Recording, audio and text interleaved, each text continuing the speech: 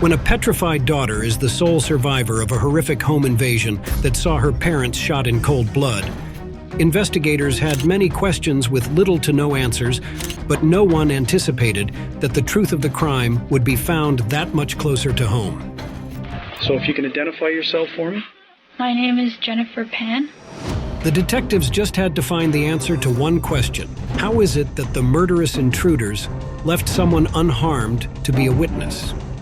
On the night of 8th of November 2010, at exactly 11:05 p.m., grainy surveillance footage captured the moment 3 assailants broke into the Pan family home in Markham, Ontario. Moments later, 5 gunshots were heard, silencing all the sounds of the night. Then, 3 shadowy figures can be seen running out from the house and disappearing into the darkness of the night. A terrified Jennifer Pan had just listened to her parents being executed. Her mother, Bitch Pan, had been shot twice, once in the neck and once in the head. And her father, Han Pan, had also been shot twice, once in the shoulder and once in the face.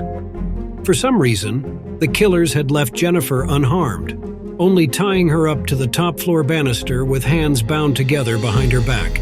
And she managed to make this chilling 911 call. Where are you, ma'am? Please, just don't my parents. Ma'am, calm down. What? Some people broke into our house and they just showed all his money. Okay, ma'am, where are you? What? Avenue. Avenue Road. Yes. Can you spell the street name for me, please? Dad? No, Ma'am. Hello? Hello? Yes. Ma'am, I need to know your address. Avenue Road, can you please spell? In Helen Avenue, my dad just went outside screaming. Ma'am, can you spell the street address for me, please? H-E-L-E-N. Someone broke in and I heard shots like pops. I don't know what's happening. I'm tied upstairs. As a precaution, Jennifer was immediately rushed to the hospital where she received emergency care, and it's only after medics cleared her of injury that she was taken to the Markham police station to give her statement. There would be a total of 3 police interviews with Jennifer, giving us more than 10 hours of interrogation footage to work with. This initial interview comes just hours after the horrific home invasion on the Pan residence.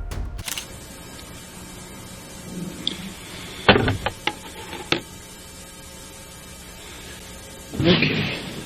So today is now... I just want to make sure that our recordings are on. Just give me 1 second.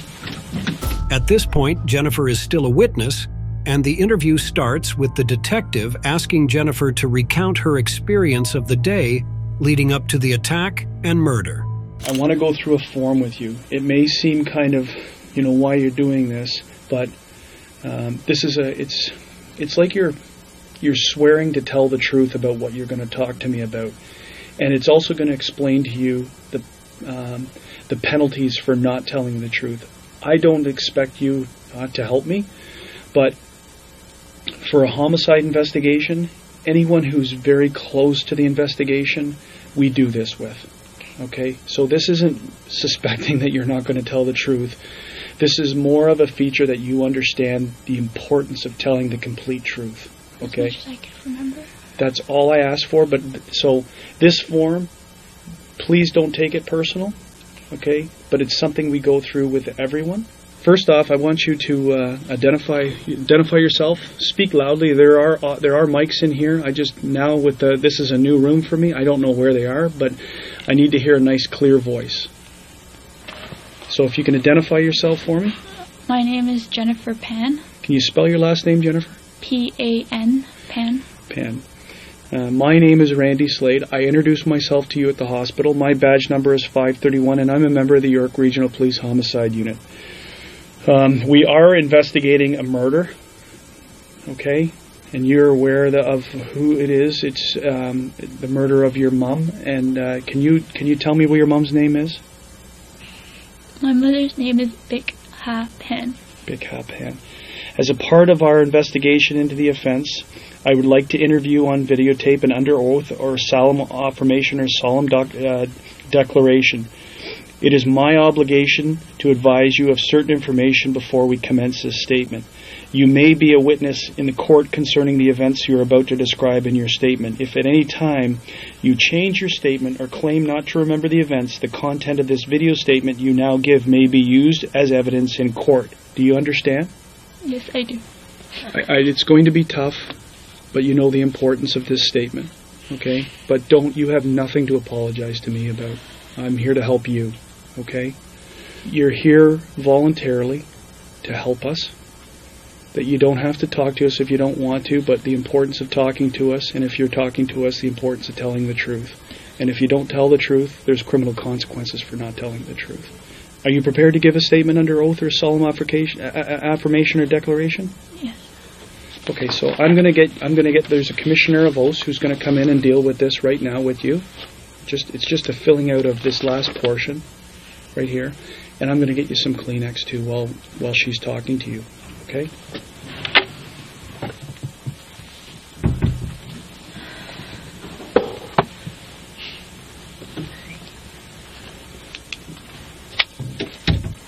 Do you, Jennifer Pan, swear that the evidence you shall give on this investigation shall be the truth, the whole truth, and nothing but the truth, so help you God? I do. Just sign right there for me, okay?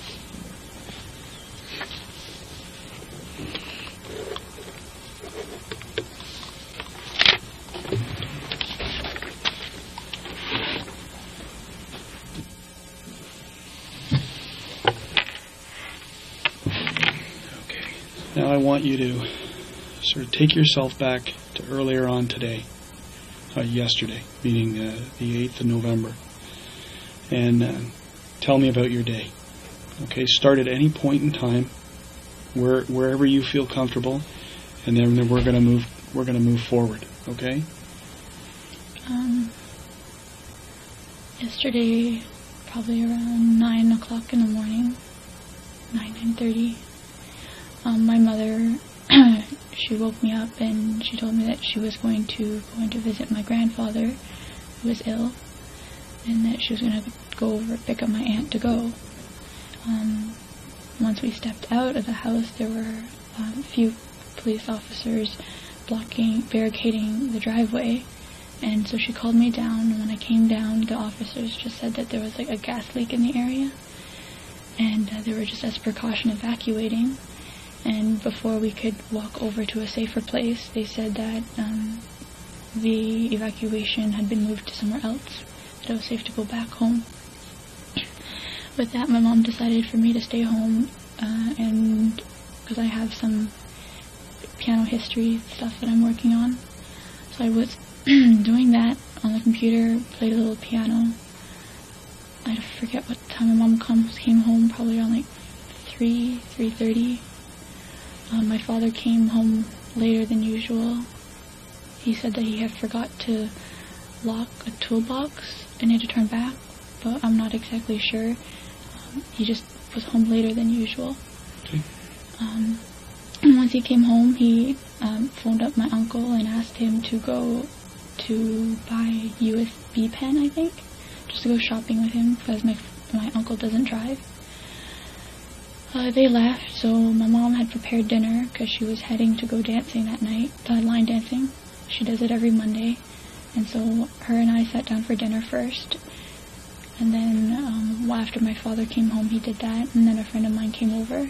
We do TV night every so often.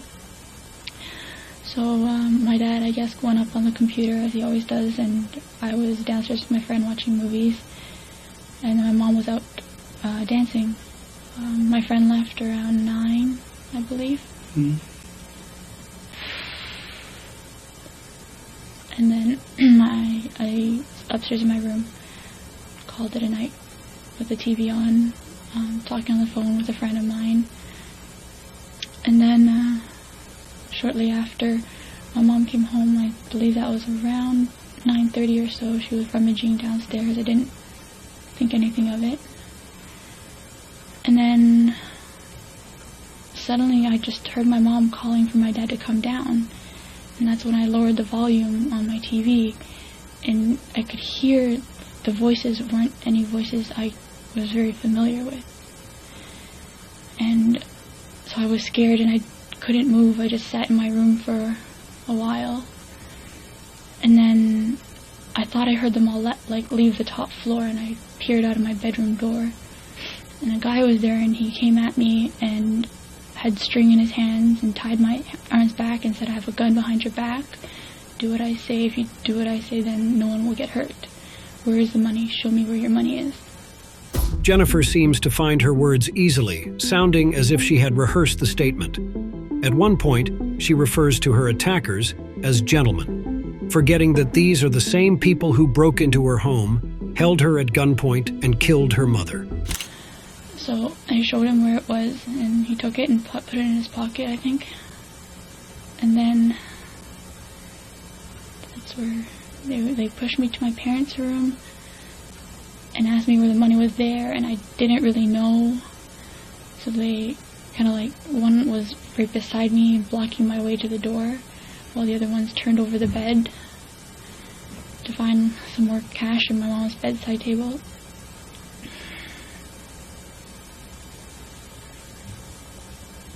In which then they dragged me down the stairs and made me kneel at the bottom, telling me to face down on the floor while the other guy had a gun behind my head, and asked my mom where her purse was.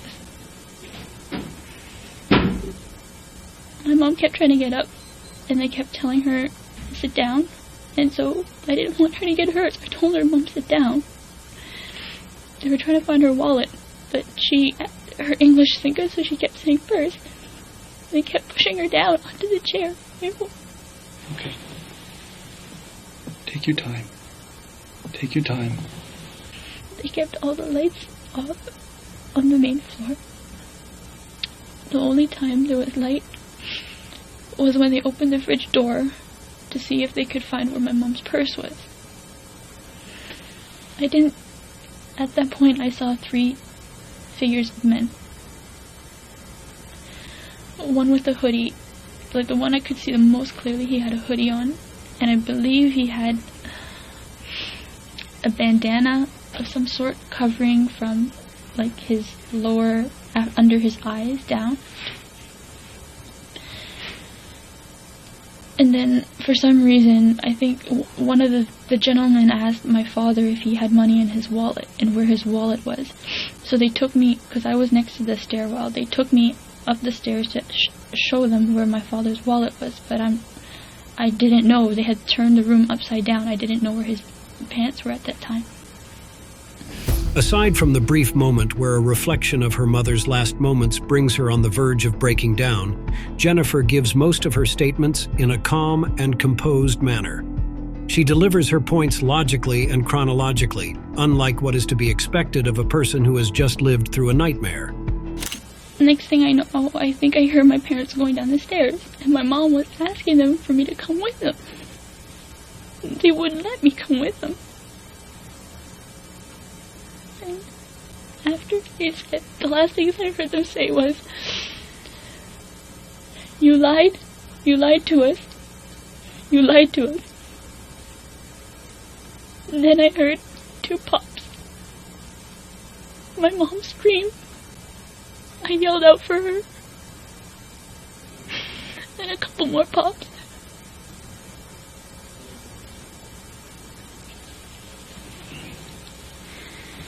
Take your time. And I think I heard my mom say or moan or something, and then they did one more before they left, and then one of the guys said, "We have to go now. It's been too long." And then they ran out the door, and I think once they were out the door, I heard my dad go up the stairs, and at that point, I had my phone on me, behind me, that I had hidden there that they didn't know about. So when I thought that they had heard them all leave, and my dad ran up the stairs, I whipped up the phone and I called 911. But I still hadn't heard anything from my mom, and all I could hear was my dad running on the street, just moaning and making sounds. And that's pretty much what I've... So what happens? Continue on from now to the point that the police arrive. I was just on the phone with the secretary or the operator, and I begged her not to leave me alone, and that my dad was outside. I was yelling to him, but he wouldn't come in. I don't know if he didn't hear me, didn't come in. I think he went to go look for help. And I didn't get to see my dad at all until before I left the hospital just now. How did you get free? The cop came and he snipped the two strings off for me. I was asking them for so long, and they said they couldn't untie me until they knew how to properly untie the string. Okay. So we've gone through a very tough portion, and now we're sort of going to go back clinically. You know, try and I want you to put yourself now as a figure looking down at what you see. Okay. So you go back. You're up in your room at 9:30. Correct? Like 9:30. Right? You're on the phone. Who are you on the phone with? With a friend of mine, an old coworker. An old coworker. Are you on the phone with that person when you hear these voices that you don't recognize? Yes. And do you remain on the phone with this person, or when does that conversation end? It ended when I heard my mother asking my father to come down the stairs. And normally they don't communicate very well sometimes. So what I did was I told my friend, I'll call you back. And I hung up, stuck the phone in the back pocket, and started to go out the door. And that's when I noticed that there were men running around. Okay. How long after you end the conversation with the person do you hear the voices? They're already in the house. So you end the conversation because you hear the voices. You'll call the person back. Yeah, because I heard my dad, and then I heard some strange voices is when I was like, I'll call you back. And who was it that you were speaking to? A coworker of mine. And what's that name? Ed? Edward. Edward, you know Edward's last name? Pacific Adore. Okay. So, what is it that you hear that causes your father to go downstairs? My mother calling for him. And what is she speaking in English, or is she speaking in another language? She was speaking in English, which is why it also caught my attention. What language does she normally speak? At home we speak a mix of, like, Vietnamese is most fluent, but we do throw some Chinese words here and there. Okay. Or English words here and there. But the vast majority of it is Vietnamese? When's the first time that you actually can hear one of them talking? When he was upstairs, and I thought he had left the upstairs, because I was frozen in my room for a while. Yep. Trying to listen in, but I couldn't hear over my TV, and I didn't want to startle them by turning it off or, like, diminishing the volume. So I was kind of pressed up against my door for a while trying to hear it. And I thought that all the people upstairs had gone down, so I opened up my door quietly and tried to peer out, and he saw me. And that's when he came.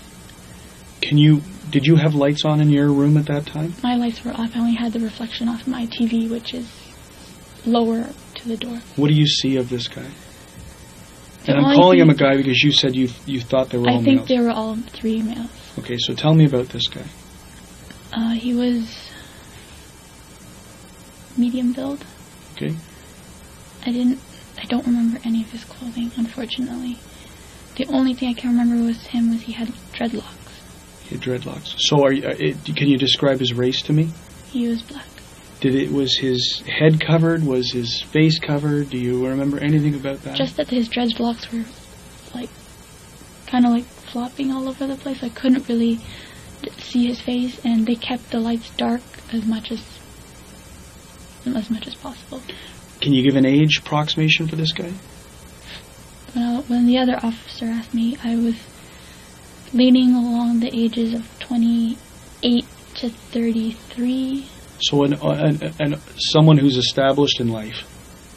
I would assume so. Like, not established meaning guess. World, meaning that he's been around. So a 20-year-old talks completely different than a 30-year-old, as you know. He seemed to be the one in charge. He seemed to be running the show? He's the one that had me. Like, he pretty much did not let me go. He was in charge of me. and all the money I showed him, he pocketed. Okay. Did he have a gun?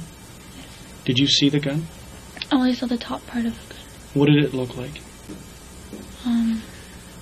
Kind of, it was black, Yeah. and it kind of, not triangular, but it was slightly wider at the end than it was closer.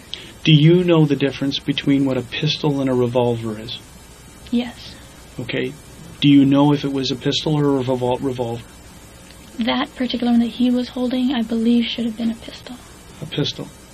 Okay. Because the difference is the round part, right? So you tell me what's a pistol and what's a revolver. Which one has Okay. the round part?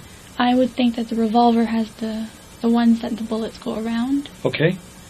and it didn't look like that. It looked like more like a handgun. So it looked more like a pistol, Yes. what you're saying, not a revolver. We'll call this guy number one because you're saying that he seemed to be running the show. He was in control. From my perspective, yes. He was in control of you. Yes. Is this the gentleman? Is this the guy who tied you up? Yes. Okay. So when you open the door, where is this guy? He was just stepping out of my brother's, well, what formula would be my brother's room. So he's already on the upstairs. Yeah. Do you know where the other guys involved in this are? I know one stayed with my parents downstairs. Okay. The other one, I'm not, at that point in time, I was more focused on him, like he was seeing me and he was coming after me. So you're I saying think- there's three for sure? Yes. That's all? You saw a total of three at one time? You saw three people Yes. together? Yes, when I went downstairs, I Okay. saw 3 shadows. Describe first how he's tied you. He grabbed my arm and he pulled it to the back and said, give me your other arm as well. Okay.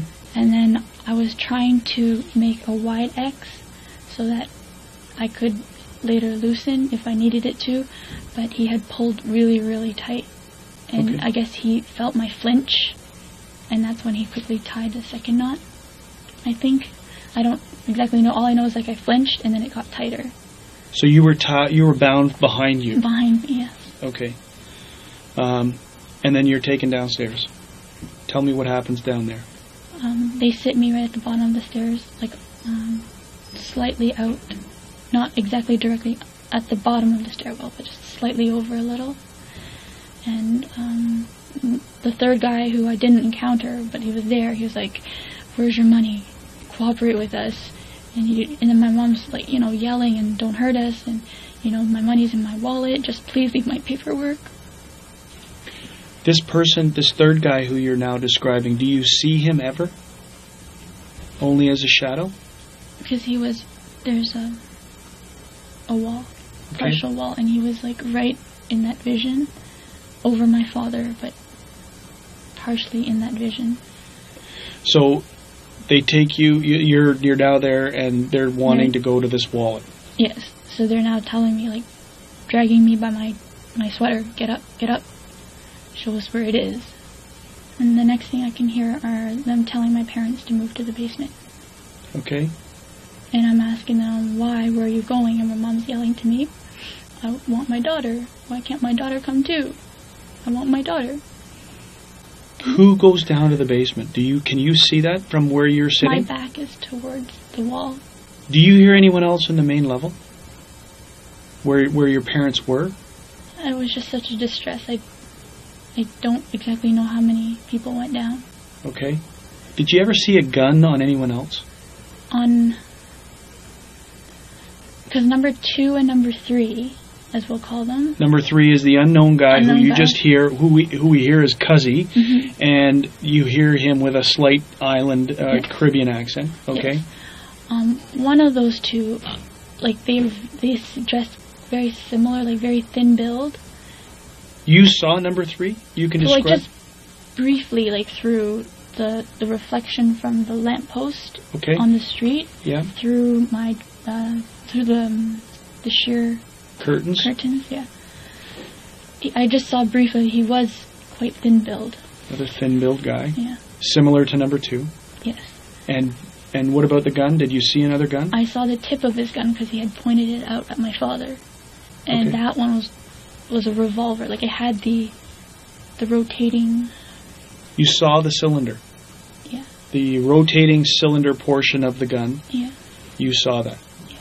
Okay. And how did you see how did you see this? Did you see it as a silhouette, or did you actually physically see the gun? I was on the floor kneeling when he was asking my father for his wallet. Yes. He had pointed it out, and I was told to keep my head down, but I kind of Looked up? looked up like peripheral here, and then I saw that. So you hear the 2 pop noise, you hear your mum screaming, or crying, or screaming, or yelling, and then you hear some more. Yeah. Do you know how many more you heard? There was a set. I don't want to say this wrong. Say it what you think and what you believe. So you're not, whatever you say isn't going to be wrong. Something for sure is, I don't know if it was 1, and then what I'm going to tell you, and then 1, Yeah. or if it was 2, and then what they said I'm going to tell you, and then another 1. Basically, they had made the first round, or pop, and they had said, okay, that's enough. Let's go. Who said that? Whose voice is that? Number 1. Okay. And then I heard 1 more after that. And they were like, that's enough. Let's go. Okay. And again, that's number 1. Yes. So, how many shots, not putting it in sequence, how many shots do you think you hear in total? 5. 5? Then what happens? And then Talk about just them all first. you're scrambling. Okay. You're scrambling.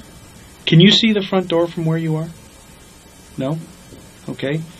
Did you ever hear how they got into the house? Doorbell ring, No. kick door, nothing like that? Do you know which way they go out? You can't hear that. I'm pretty sure it was the front door.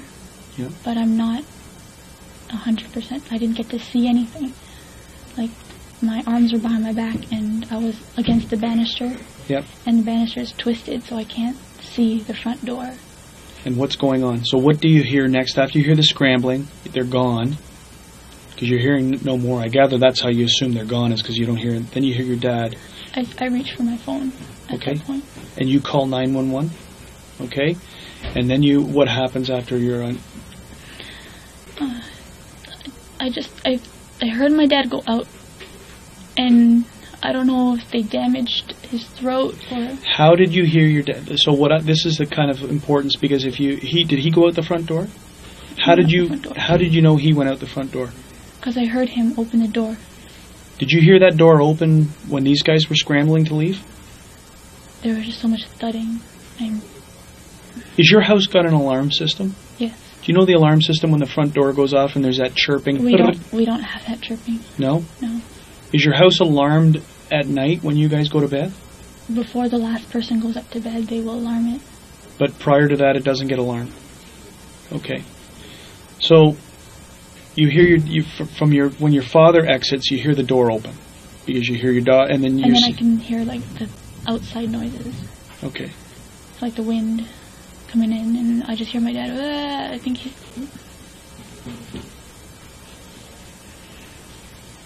You think that he's sustained some kind of injury because you can't understand what he's saying. Okay. What about, can you hear your mom? Okay. Where does your dad go? Do you know where? You never see your dad again until when we're at the hospital. I think that's what you said, right? I saw him when he was on the gurney, but the officers walked me around, so I really didn't. Okay, so now you're upstairs and you're on the phone with the 911 operator. Okay. Do you remain on the phone until the police arrived? And the officer is the one who gets you free? He first had to secure the place. Yes. It took me a while to get somebody upstairs. Okay. How much money did you turn over to them? From my personal, I had about $2,500. $2,500? And where was Roughly. that? And where was that? In my nightstand underneath the TV. Okay. And that was from work that you had done? Yeah. What do you do for a living now? What are you doing right now? I heard you were saying about piano. Are you in school? I recently lost all my students in piano. I had a few Yes. for a while, but they've gone on to university. That's why as of September I didn't have any more students. So you were a piano instructor? Yes, out of my home. Okay. Just for family, friends. Your parents, are they known to keep large quantities of cash in their house? Do they look anywhere else? Are they looking anywhere else? Not besides my mother's wallet, still in my dad's wallet. I don't even know if they got it. But those two things that they wanted to see. Whatever happened down in the basement, I tried to hear as much as I could, but it was too many people, and we have really creaky floors, so it's... As the nearly 2 hours long interview continues, the detective picks up on other bits of inconsistencies in Jennifer's statement. And while she is still an innocent victim and witness on paper, the detective is starting to become suspicious. You just sit tight for a minute, okay, and think about anything else that you can that might help us in this. We've gone through a lot of the details, and I just want to talk. I just want to talk to the officer who's monitoring it, and I also want to talk to the lead investigator just to see if there's anything else I need to ask you about. You've explained the scissors which were found upstairs in the area. They were used that you had cut your hair, but an officer came and brought them to you to cut you free. Okay, is that correct? Okay. Did you ever go down into the basement? No. Well, and where did you go I once? went to the basement earlier in the night when I was with my friend watching movies. No. I mean... During that? During the time. And who was over watching movies with you? What's her name? Oh, his name, Adrian. Adrian, and Adrian's last name? Timkovitz. Tinkovitz. At Tinkovitz. And where does Adrian live? He lives on Brimley. Brimley and Finch. Brimley and Finch. Okay, and how long have you known Adrian for? More than 10, 15 years. So this is high a school. kind of a regular occurrence for you guys? Yep. We meet up once a week, if not once a month, depending on how busy our lives are. Yeah. And we sit and we watch our usual shows. Okay. And so that's what happened tonight. Mm-hmm. And what time did Adrian leave at? 9. At 9? 10 to 9, 9 o'clock. Okay. And Edward is who you were on the phone with? Yes. Okay, until you got off the phone because of the noises. Did you tell Edward what was going on? No, I basically just told him, I gotta go, I'll call you later. Okay. Do you know what show you were watching when this was going on? What you had on the TV? Sorry, multitasking. I was watching Gossip Girl, and then I was watching Kate Plus 8. Kate Plus 8. It's just the time, what we're doing is to time stamp things, right? Not only the phone and whatever else. Now, as part of the investigation, we have your cell phone right now. Mm-hmm. We're going to ask you if you would consent to your phone records to help us on the investigation, and that will, again, that's part of the time stamping of things, you know, of who you were on the phone with, who you're talking to, and when this happened. I just don't, I talk to people on the phone, but I don't really want them to know what's happening with my... The unfortunate thing is that probably Edward and Adrian are people who were probably going to be interviewed because they were in the house and they were on the phone with you. So as much, and I'm telling you that the media is going to be around this case, and that's that, we have no control over what they say and what they do. My only advice to you is don't read the papers and turn the TVs off. Right? They may come and go and very quietly disappear because something else pops onto their radar. But, home invasion type robbery where someone is murdered can become very big news, and people wear this stuff, they hang on it. So for the next 5 to 7 days, I would say that tell your friends and your family, it's of no value for you to be listening to the news or reading about this stuff. Okay? Because it's just going to upset you even more than what you feel right now. And we're very close to being done. This would have been her only interview with the police, but because of the strange delivery and small inconsistencies in her statement, she was called in for a second interview just 2 days later.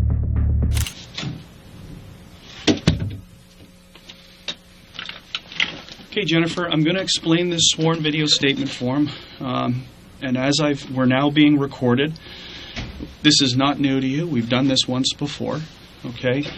I want to before we get this, try and take that first interview that we had, which was, hours after what had transpired, put it aside. It's almost like we've never spoken before, okay? So we're starting afresh. We're starting from new. That way you're not going to say, I think I already told him that. Don't worry about what you've already told me.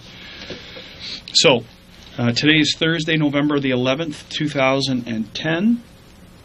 The time on my watch is 9:43 in the morning. We are presently videotaping at 5 District in the town of Markham, in the regional municipality of York. When investigators schedule additional interviews, it's usually because they want to clear any doubts they might have from prior meetings. Subsequent interviews typically begin with another recount of the events leading up to the crime under investigation. Once again, the detective catches on to the inconsistencies in Jennifer's statement. Only this time, they are more evident. This is going to be where I'm going to ask you to start from the day, okay, on the 8th, leading up until when the police become involved in an incident that takes place in your house. I want you to tell me about your day, what you do, your interaction with your parents, okay? So we're dealing with the incident. We're not dealing with your history right now. We're dealing with the incident again to see if anything else comes. Forgetting what you've already told me, and bring yourself through that day and through the event. And we'll see if we're going to see if we've learned or if you've remembered anything else. And there's some questions with respect to that statement that I'm going to ask you about. Okay, but I'm going to let you start again, and let's move forward from any time in that day where you want to start. If it's the time you woke up, or if it's the time that your first interaction, it's your choice. Okay, I'm very nervous, and Why are you nervous? Tell me about why you're nervous. Because I don't want to say the wrong thing. Because that day was a lot. You're right. And I've been scattered, and so bits and pieces are here, and some pieces aren't here, and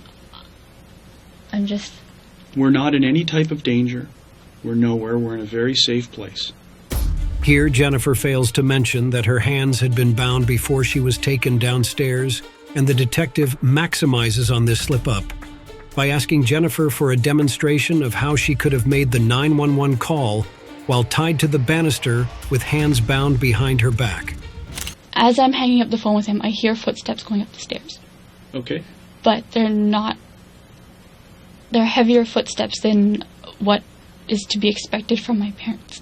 Okay. And then I hear mumbling, and someone's in the master bedroom, and I hear the bed being tossed, and I just froze where I was. I have to say, I don't know how long they were in there, but I heard somebody go down the stairs. So at this point, I opened my door. I peered out, and there was a person in what would have been my brother's room. And where's your brother's room located? Just a little bit down I could see from my doorway to his doorway, just okay. A little bit down the hall. Okay. And he looks at me, and he pulls out his gun. And he walks towards me and sits me down on my bed, because my bed is within a step from my door. And he's like, "Where's the money? Do you have any money? Give me your money." So I had some money that I had saved up from serving, and I was also planning on buying a new cell phone because my contract was finishing with Rogers. And the phone I'm currently using has not good reception, so I had about $2,000 saved up. And so I opened my drawer and I pointed at it, and he picked it up and took the cash and put it in his pocket. At this point, he ties my hands behind my back, and he walks me out. Okay, so stop right there for a second. Okay, I want you, now that you've got him right there, I want you to describe him to me. What you can remember, every little detail. He was black, with dreadlocks. How long are the dreadlocks?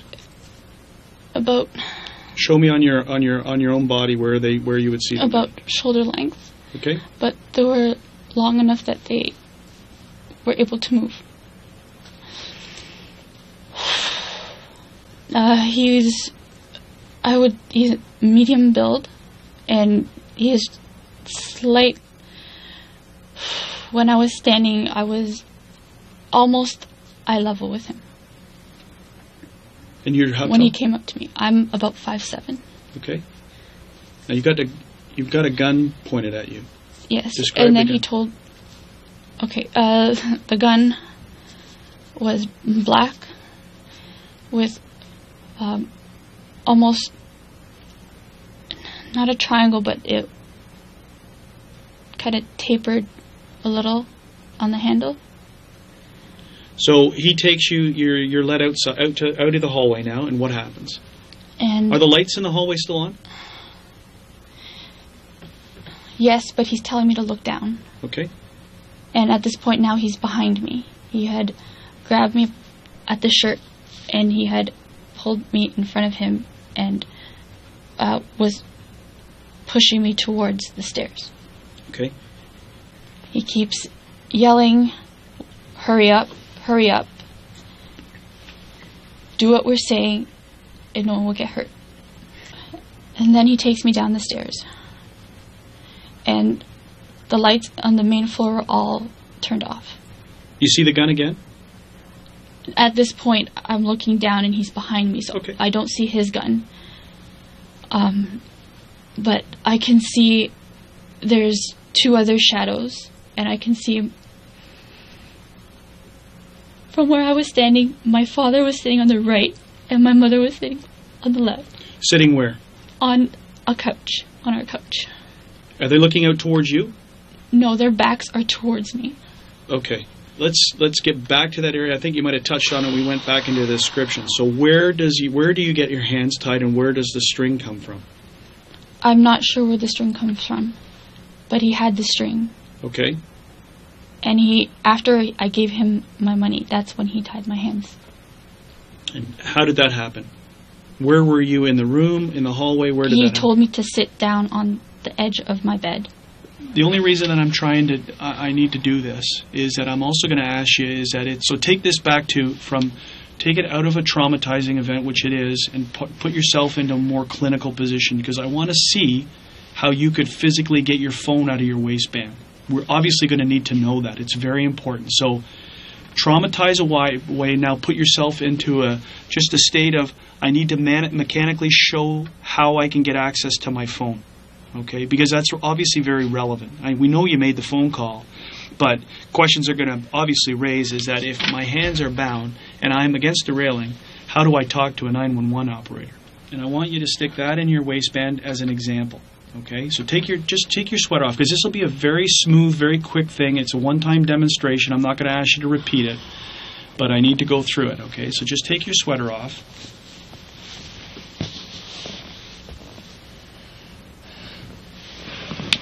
Put this in the side that you believe it was in. Great.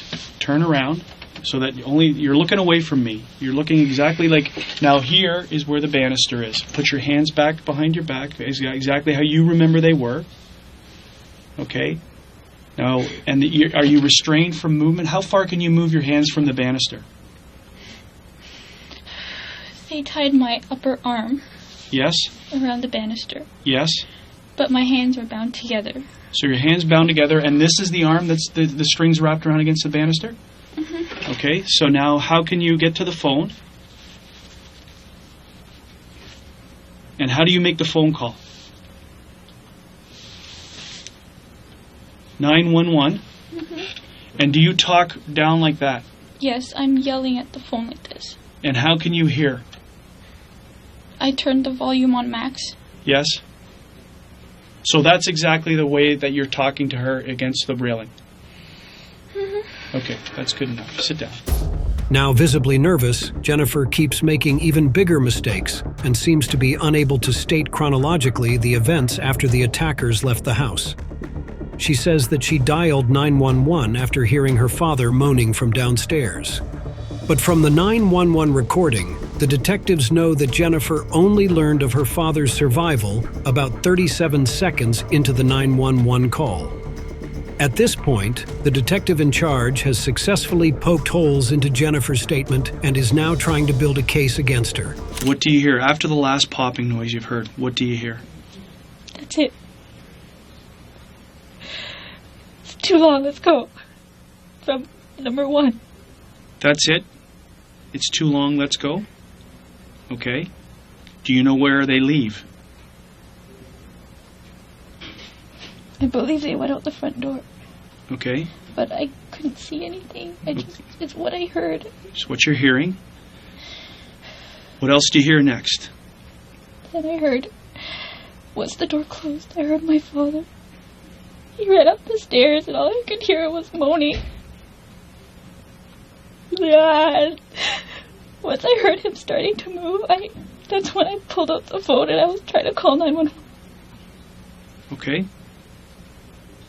Okay, so you're dialing 911, you've called the police, you're on the phone with the dispatcher, you're updating him as to what goes on. And I hear my dad going out the door and he's like yelling on the street. Okay. And I'm calling for him, but this dispatch lady, I'm trying to...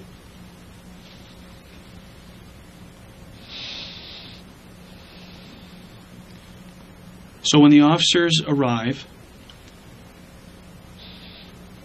how do you get untied?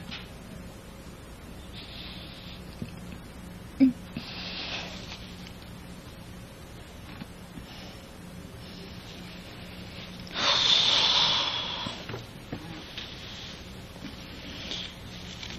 you remember? At first, they were all outside and I was screaming for them. Yeah. And finally, someone heard me, and they came up the stairs. There is a drastic shift in the line of questioning as the detective now wants to learn if there was a motive by delving into Jennifer's personal life. Further questioning reveals a troubled past as Jennifer narrates how she could barely cope up living with her overly strict parents.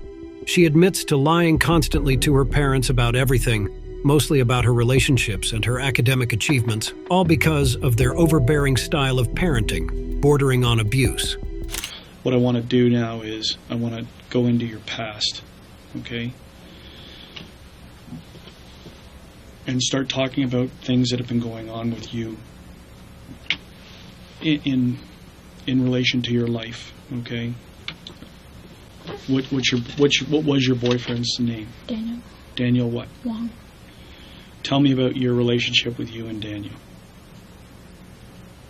It was a really tough one. We went to high school together.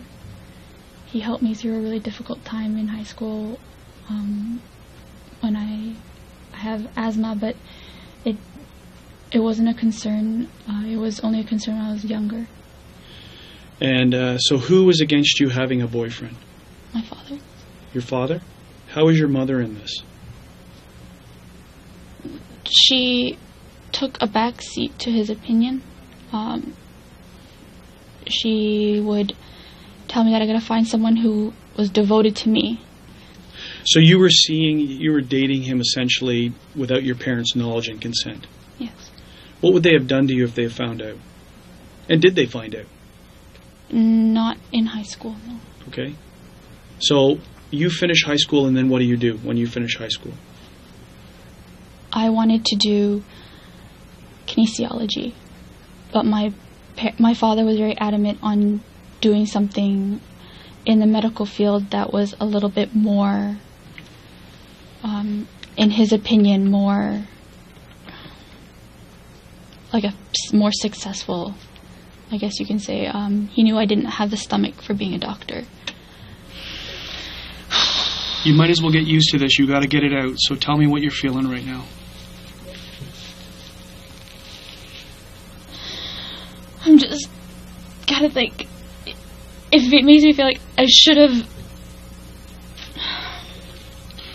It's a thing called survivor's guilt, okay, that you're going to go through. You're gonna need, and this is the stuff about the therapy and getting to speak to someone, because there's stages of grieving that you're gonna go through. Okay, and this is the only way you're gonna go through this is with help. I think Victim Services is engaged, right? They're trying to help you, so just stick with that. Okay, it's a long road, but it can be a very successful road. Okay, and what you're feeling, I hate to say, is normal, but it is. It's something that a lot of people who are in the same circumstance will feel. Okay, but what I want to do is I want to finish off on this so that we can let you go and get out of the police station. Okay, because I appreciate your time and I appreciate your help. The detectives were now close to pulling the trigger on Jennifer's arrest. They just had to set up a final meeting to try and secure a confession from Jennifer. Initially, the victim, now close to being their lead suspect. So you're telling me that you had no involvement in what happened, meaning not saying how the outcome came, but you had no involvement in any type of illegal activity that would have drawn you or the attention of you to have bad people come to your house looking for large sums of money. You're not involved in this any which way.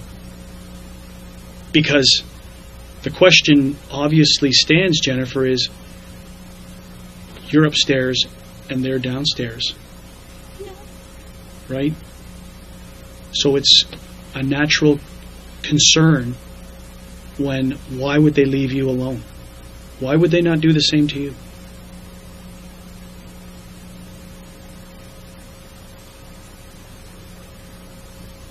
You can't answer that question? The only thing I can say is he said I cooperated. But I asked him to take me. The number one guy said you cooperated. Okay. You had no threats. And again, we're back to the fact that you admittedly lied. Okay, not to me, right? No. Not to me. No. You admittedly lied. You've lied to your parents, right? About going to school. You've lied to Daniel about being raped and about receiving a bullet. Who's to say this whole thing isn't a lie? That what you're telling me is a lie? Because if you are lying, it's the most cold-blooded thing that I've ever faced in my life. There is nothing that you've said to me today is a lie. Everything I said is what I said. That's all. That's all I know. Yeah, you but can't. You're just making me feel like you're looking at me for me to try and tell you what I think you've said was wrong. I don't know. I'm telling you that I've heard everything that you've had to say. I don't have this miraculous TV ability that says I can pull out a chunk of this and say to you, that portion's wrong. I can tell you from what you've told us, we're going to compare it with all the evidence we have and see how consistent it is.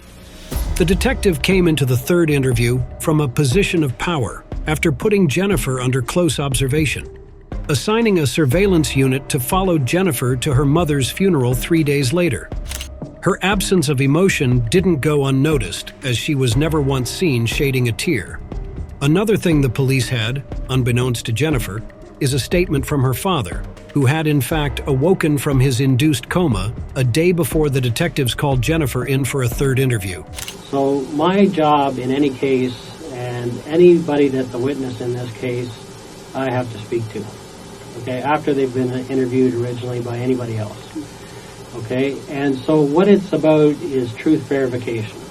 Okay, so basically all my studies come into interviewing and detecting deception, determine if somebody's telling the police the truth. And at this point, Jennifer, I know that you've not been truthful with the police. Okay? You've not told us everything that you know, purposely. Okay? And that you've left information out. Han Pan's version of events conflicted from Jennifer's statement, as he told the detectives that she wasn't tied up at all and had been walking around freely while speaking to the supposed intruders. A lot of events you say that happened never did. Okay? A lot of things that you told the police happened never happened. Okay? They never happened in the sequence that you've told. Okay? You've got to remember that your dad was there. Okay? That's just one part of it. There's lots of other things that tell me that you've not been truthful. All this analysis that I've been doing. But on top of it, that yours doesn't match at all, except for very few factors that you've told truth, but you haven't told all the truth. We're getting into where, you've spent a considerable amount of time in the last 7 years telling half-truths, okay? And I can understand why, okay? You've had a tough life, okay? What's happened to you, to me, equates to abuse, okay?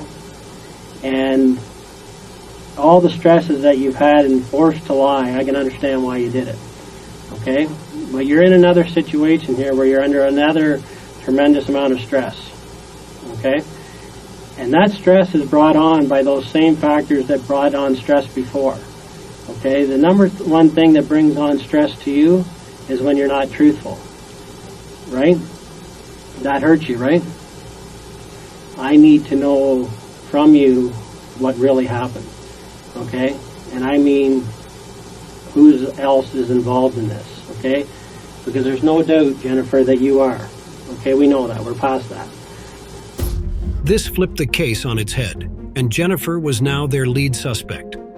The interrogation room was tense as Detective Bill Gator-Goetz began questioning Jennifer, and not long into the interview, he confronted her about how she had been lying to the police. You have actually given an improper description of the person you were dealing with upstairs. Number one, you falsified the whole description of that person. We know that. Okay? We know that. Okay?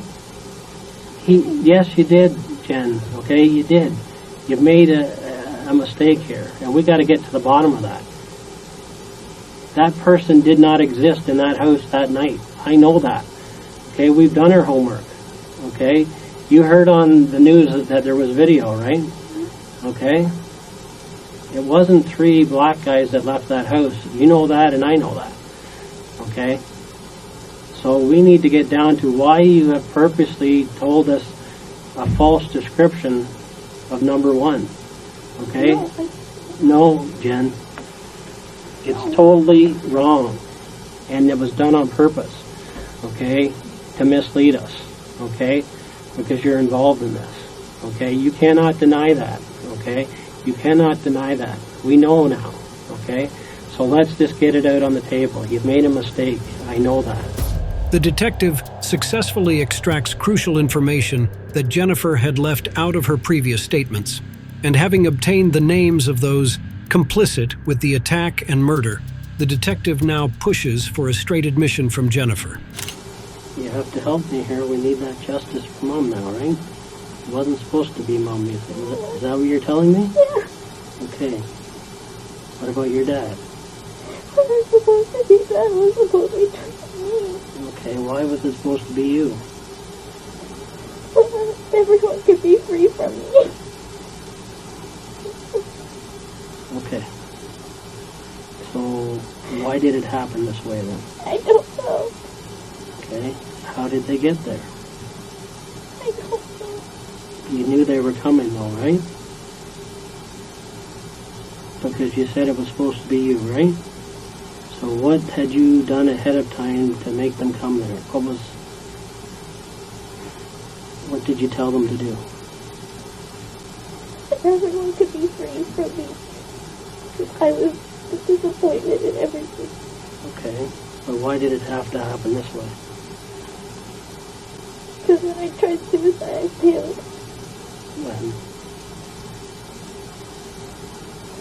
The interrogation would go for more than 4 hours, but she never gave in to the pressure and confessed her full involvement in the crime. Regardless, Detective Bill Gator informs Jennifer that he has enough evidence to charge her. Jennifer continued to deny her involvement in court and pleaded not guilty in her later trial. Okay. I need you to listen close to me, okay, Jen? At this point in the investigation, okay, I'm going to be arresting you for murder. Okay? Also attempted murder and conspiracy to commit murder. Do you understand that?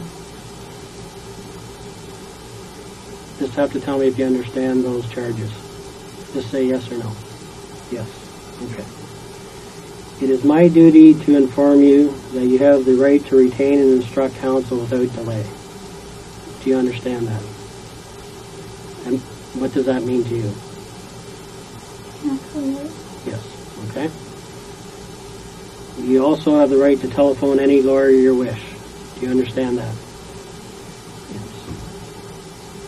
You also have the right to free advice from a legal aid lawyer. Do you understand that? 1-800-265-0451 is a toll-free number. You have to listen here, so can you take your hands off your ears? I need you to listen. There's a toll-free number that will put you in contact with a legal aid lawyer for free legal advice. Do you understand that? So you can speak to a legal aid lawyer right now or a lawyer of your choice if you like. Do you understand that? Do you wish to call a lawyer now? Yes? Okay. Do you have a lawyer that you know of to speak to? Okay. What I'm going to do is read you some other things, and then we're going to deal with your lawyer, okay? We'll deal with how we're going to get that. So, you may be charged with murder, attempted murder, and conspiracy to commit murder in relation to your mother and father. Those are where those charges stem from. Do you understand that? Just yes or no? Yes. Okay. Police interrogation footage featured prominently in her eventual trial, where she was given a life sentence without the possibility of parole for 25 years. Her 4 co-conspirators were handed the same sentence. I'm going to make sure that they're making a call to duty counsel, and we'll line that up, and you can speak to the duty counsel in private, okay? All right? Do you have any jewelry around your neck at all? Okay. All right. Hold tight while we do that, okay? Like and subscribe for more police interrogation content. Until next time.